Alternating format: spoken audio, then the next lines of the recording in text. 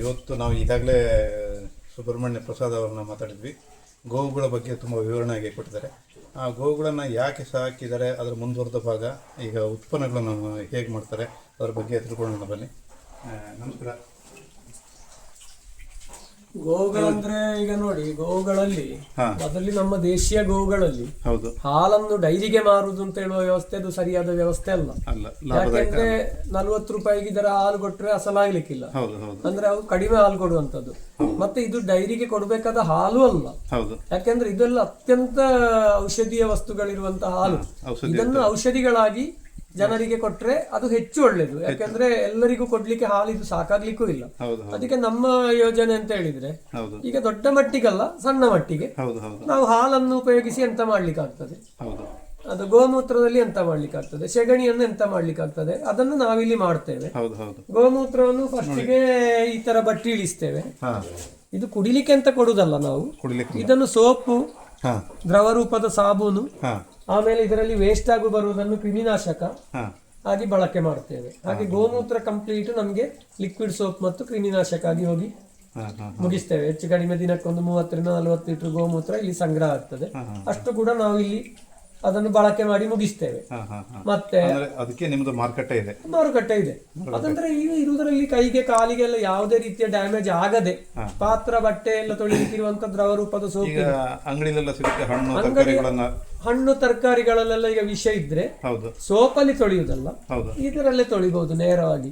1 litre ನೀರಿಗೆ ಒಂದು 10-20 ml ಈ ಬಾಷ್ಪೀಕರಿಸಿದಂತ ಗೋಮೂತ್ರದ ಅರ್ಕ ಅಂತ ಹೇಳಿ ಹೇಳ್ತೇವೆ, ಅದನ್ನು ಹಾಕಿ ಅದನ್ನು ನೀರಲ್ಲಿ ಹಾಕಿ ತೊಳೆದು ಪುನಃ ಒಳ್ಳೆ ನೀರಲ್ಲಿ 2 ಸಲ ತೊಳೆದ್ರೆ ನಿಮಗೆ ಈಗ ದ್ರಾಕ್ಷಿ ಎಲ್ಲ ತಿಂದ್ರೆ ದೊಡ್ಡೆಯಲ್ಲೆಲ್ಲ ಈಗ ತುರಿಸಿದಾಗ ಆಗ್ತದೆ, ಅದು ಏನೂ ಆಗ್ಲಿಕ್ಕಿಲ್ಲ. ಯಾಕೆಂದ್ರೆ ಈಗ ಅಕ್ಕಿ ತೊಳೆಯುವಾಗ ನೀವು ಪ್ರೆಷರ್ ಕುಕ್ಕರ್ ಅಲ್ಲಿ ಸೈಡ್ ಅಲ್ಲಿ ಪೇಸ್ಟ್ ತರ ಹಿಡಿತದಲ್ಲ, ಇದೊಂದು ಸರ್ತಿ ಹಾಕಿ ತೊಳೆದು ನೋಡಿ, ಅಕ್ಕಿಯಲ್ಲಿ ಏನು ಇರ್ಲಿಕ್ಕಿಲ್ಲ. ಯಾಕೆಂದ್ರೆ ಅದರಲ್ಲಿ ಹಾಕಿದ ರೆಡ್ ಆಕ್ಸೈಡ್ ಎಲ್ಲ ಬಿಟ್ಟು ಹೋಗಿ ಆಯ್ತು.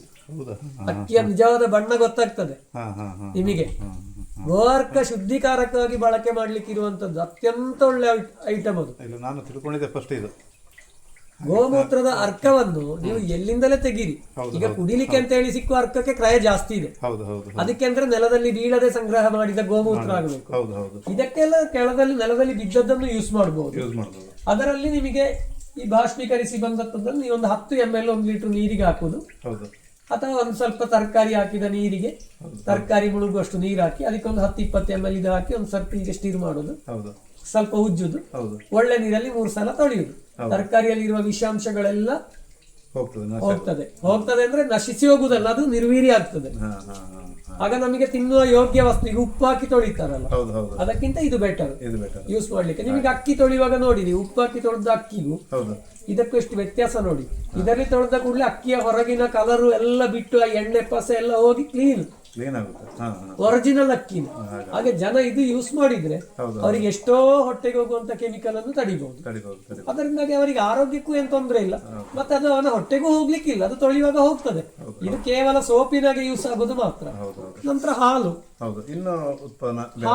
ಹಾಲನ್ನು ಉಪಯೋಗಿಸಿ ನಾವು ತುಂಬಾ ಔಷಧಿ ಮಾಡ್ತೇವೆ. ಔಷಧಿ ಅಂದ್ರೆ ಇದು ಬೇರೆ ಬೇರೆ ತೈಲಗಳನ್ನು ಮಾಡ್ತೇವೆ. ನೀವೀಗ ಆಯುರ್ವೇದದಲ್ಲಿ ಈಗ ಕ್ಷೀರಬಲ ಅಂತ ಕೇಳಿದಿರಿ. ಕ್ಷೀರಬಲ ಅಂದ್ರೆ ಅದು ಹಾಲಿನಲ್ಲಿ ಮಾಡುವಂತ ಒಂದು ಐಟಮ್.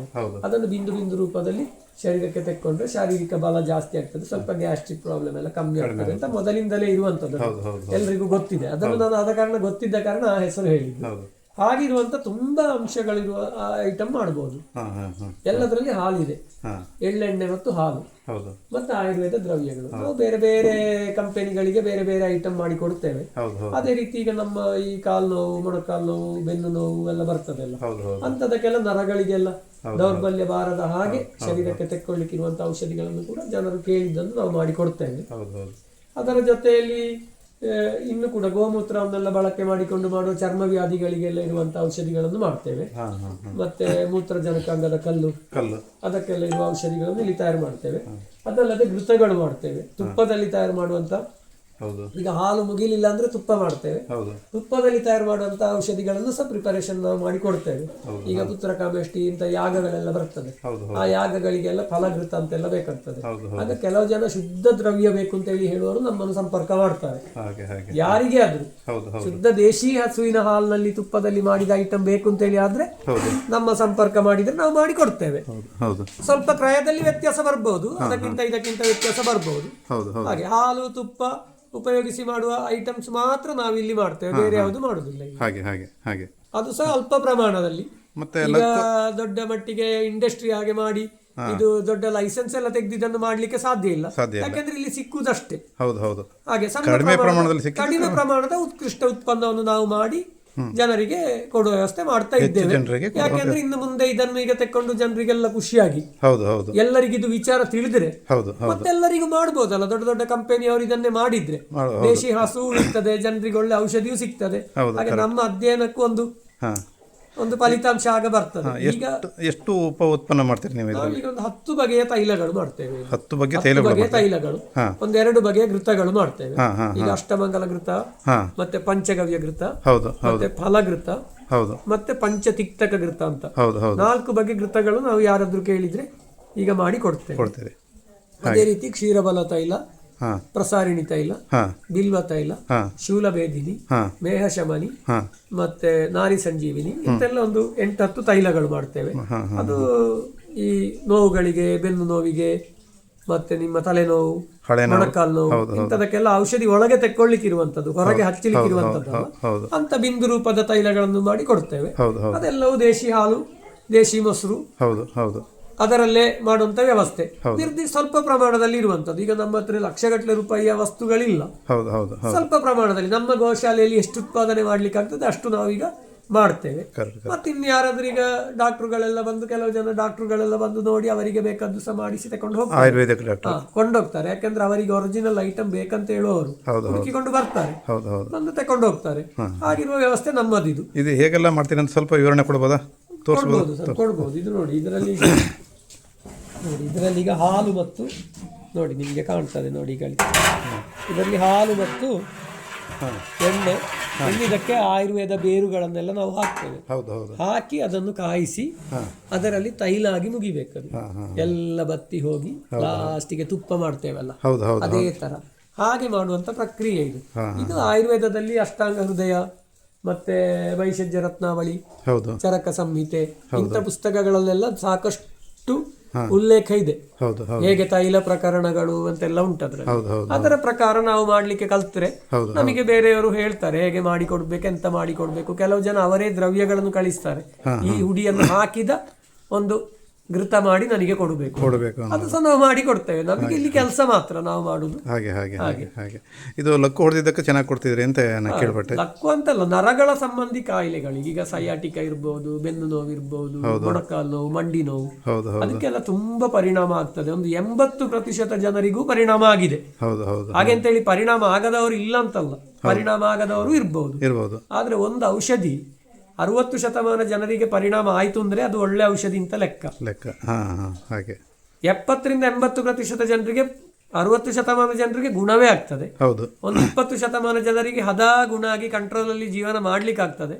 ಒಂದು 10-15 ಜನರಿಗೆ ಕಡಿಮೆ ಆಗದವರು ಇರ್ಬಹುದು. ಅದಕ್ಕೆ ಕಾರಣ ಗಡಿಬಿಡಿಯಲ್ಲಿ ಆಗುದಿಲ್ಲ. ಆಯುರ್ವೇದ ಔಷಧಿಯನ್ನು ಸ್ವಲ್ಪ ತಾಳ್ಮೆಯಲ್ಲಿ ಅವರ ಆಹಾರ ಪದ್ಧತಿಯಲ್ಲೆಲ್ಲ ಸ್ವಲ್ಪ ಬದಲಾವಣೆಯನ್ನು ಮಾಡಿದ್ರೆ ಮಾತ್ರ ಗುಣಾದೀತಷ್ಟೇ. ಕೇವಲ ಒಂದು ದಿನದಲ್ಲಿ ಆಗುದಲ್ಲ ಇದು. ಪ್ಯಾರಾಸಿಟಮಾಲ್ ಮಾತ್ರೆ ಈಗ ತಿಂದ್ರೆ ತಲೆನೋವು ಕಡಿಮೆ ಆಗ್ತದೆ ಅಂತ ಹೇಳಿದಾಗೆ ರಾತ್ರಿ ಬೆಳಿಗ್ಗೆ ಆಗುವಾಗ ಆಗ್ಲಿಕ್ಕಿಲ್ಲ. 1-2-3 ತಿಂಗಳು ಪ್ರಯತ್ನ ಮಾಡಿದ್ರೆ ಖಂಡಿತ ಗುಣ ಆಗ್ತದೆ. ಎಷ್ಟೋ ಜನ ಇದ್ದಾರೆ, ಫಲ ಕಂಡ್ಕೊಂಡವ್ರು ಇದ್ದಾರೆ. ನಿಮ್ಮ ಉತ್ಪನ್ನದ ಸೈಡ್ ಇದು ಎಲ್ಲಿ ತಯಾರು ಮಾಡ್ತೀರಿ, ಹೇಗೆ ಮಾಡ್ತೀರಿ ಅಂತ ಹೇಳಿ ಸ್ವಲ್ಪ ತೋರಿಸ್ಬೋದಾ? ಯಾವುದು ಸರ್? ಉತ್ಪನ್ನ ಪ್ಯಾಕೆಟ್ ಮಾಡೋದಂತಾಗಲಿ, ಪ್ಯಾಕಿಂಗ್ ಅಂತ ಹೇಳಿದ್ರೆ ಇದು ದೊಡ್ಡ ಮಟ್ಟಿನ ಪ್ಯಾಕಿಂಗ್ ಏನಿಲ್ಲ, ಸಣ್ಣ ಸಣ್ಣ ಬಾಟ್ಲಿಗಳಲ್ಲಿ ಹಾಕಿ ಕೊಡುದು. ಮತ್ತೆ ನಾವಿದಕ್ಕೆ ಲೇಬಲ್ ಅಂತದೆಲ್ಲ ವ್ಯವಸ್ಥೆ ಇಲ್ಲ, ನಾಟಿ ರೀತಿಯಲ್ಲಿ ತಯಾರಾಗುವಂತದ್ದು ಇದು. ಬ್ರಾಂಡಿಂಗ್ ಅಂತ ಇದಕ್ಕೆ ಇಲ್ಲ, ಯಾಕೆಂದ್ರೆ ಬ್ರಾಂಡಿಂಗ್ ಮಾಡುವಷ್ಟು ನಮ್ಮ ಹತ್ರ ಉತ್ಪನ್ನ ಇಲ್ಲ.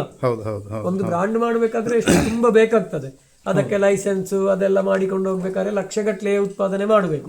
ನಮ್ಮದೇನಿದ್ರು ಅಧ್ಯಯನ ಮಾತ್ರ, ಸ್ವಲ್ಪ ಪ್ರಮಾಣದಲ್ಲಿ ಮಾಡುದು. ಇನ್ನು ಇದು ಸಕ್ಸಸ್ ಆಗಿ ಆಗುವಾಗ ಮಾಡುವವರು ಮಾಡ್ತಾರೆ. ಯಾರೀಗ ಕಂಪನಿಗಳು ಈಗ ಇಂಥದ್ದಕ್ಕೆ ದೊಡ್ಡ ದೊಡ್ಡ ಕಂಪನಿಗಳಿಗೆ ಬರ್ಬೋದಲ್ಲ, ಹೌದು ಹೌದು ಲೈಸೆನ್ಸ್ ಇದ್ದವರಿಗೆ ಇದನ್ನು ಮಾಡ್ಬೋದಲ್ಲ. ಅವರಿಗೆ ಇಷ್ಟವರೆಗೆ ಯಾರು ಮಾಡ್ಲಿಲ್ಲ, ಇನ್ನು ಅವರು ಇದನ್ನೇ ಮಾಡ್ಲಿ ಅಂತ ಹೇಳಿ ನಾವು ಹೇಳ್ತೇವೆ. ಹೌದು ಹೌದು.